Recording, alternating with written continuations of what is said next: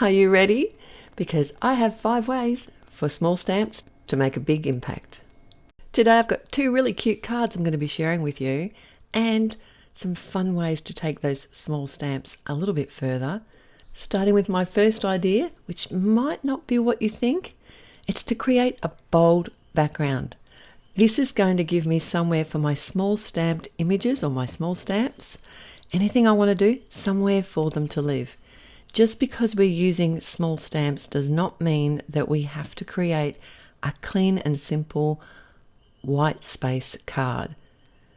If you create or have somewhere for those small stamps to sit and shine, it's going to be a lot more fun. Now, you don't have to make your own background like I'm doing here today. I'm making a bright, bold, striped background today because I thought this style would really suit the stamp set that I'm using.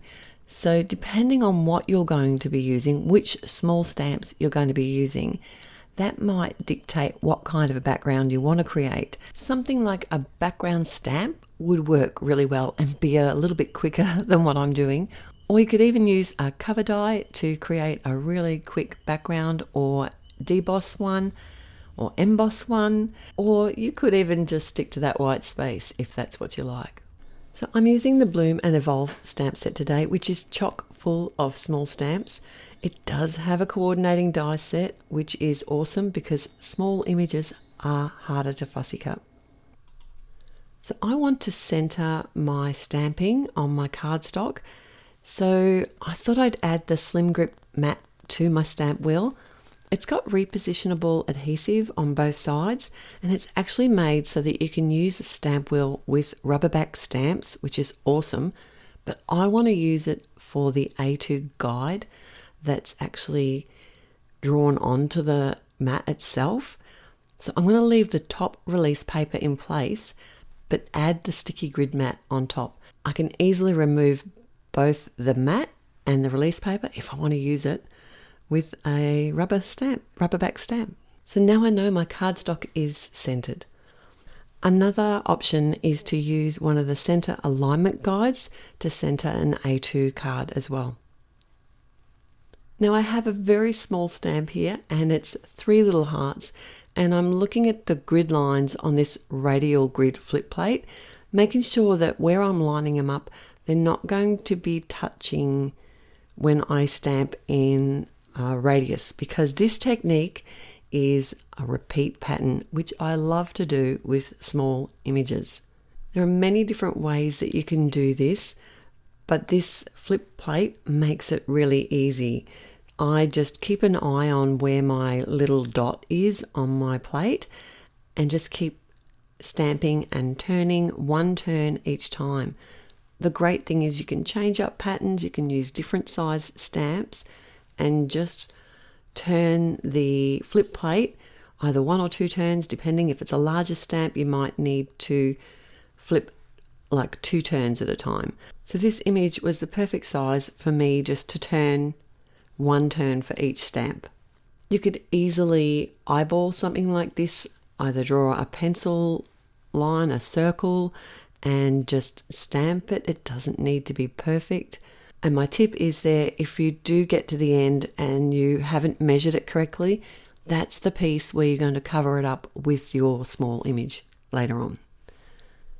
Another one of my favorite ways to use repeat patterns with small stamps is to create my own backgrounds using them. And often I'll do this symmetrical, like in lines, either vertically, horizontally. I like to do like even in an ombre style of inking. That looks fabulous. If you're not confident to stamp in lines or don't have a positioning tool that can help you with that, then just do a random stamped background with these small images. It's a lot of fun.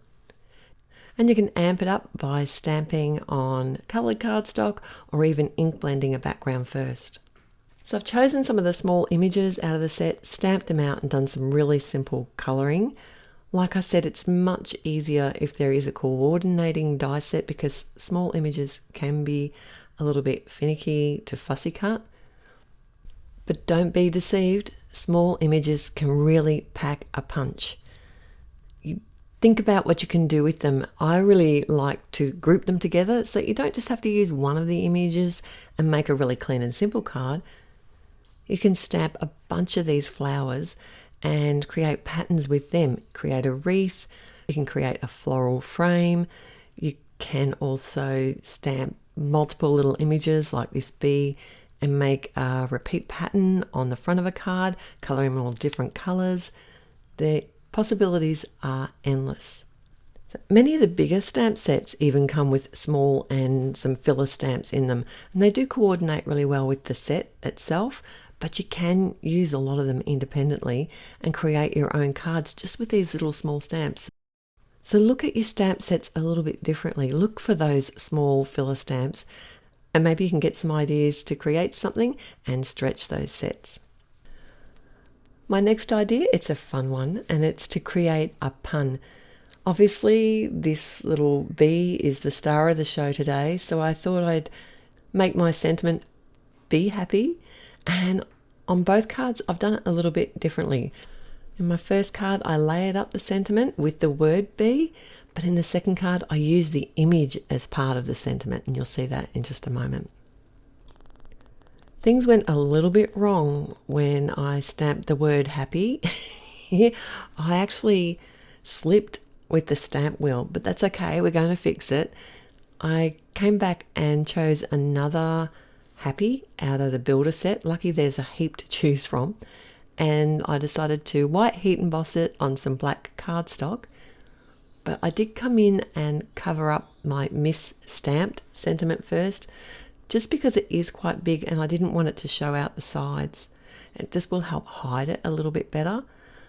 Which brings me to my next idea, which is to create a focal point. So I'm using the repeat background pattern that I die cut in a circle, but I'm also adding the one image, like the flower, and the other single image of the bee with the sentiment to the center of this focal point. So when I look at the card, I'm going to see the sentiment, and then my eyes are going to be drawn to the highlight, which are the flowers and the bee. I just love this color combination together. I think it's so much fun. All right, so we're on to my second card now, and I'm going to use a lot of the same strategies in this second card. But instead of creating a bold background of stripes, I'm actually creating a bold background using a layering stencil. It's kind of layering of a rainbow, and it's so pretty. And I think it looks great in the same colors. I did use my mini blending tool here too, because I find I get a better coverage of ink. I can get deeper, richer colors. But if you want something lighter, you could always use a lighter ink or even a bigger blending tool. So like I said, this set has a lot of little images in it, and I could have chosen any one of the grouped stamped images. There's a couple of these little filler stamps here, and they're different shapes. There's the hearts, a star, and then sort of an asterisk. So I chose to go with the asterisk, which is another 3 little images grouped together, and I've created a focal point here with the sentiment and the bee with a flower. So really similar concepts throughout both cards. But this time I'm using that very small stamp to add details to the card, because this is a very clean and simple card, this one, with a lot more white space. So adding small details like this stamp or gemstones to a card can really just finish it off and help balance a design. Plus, who doesn't like bling? So all together now, we created a bold background to give our small images somewhere to live. And we also used the small stamp to create a pattern in a circle. We added a pun to both of the cards. One of them I used the word, and the other one I used the actual image to be part of the sentiment.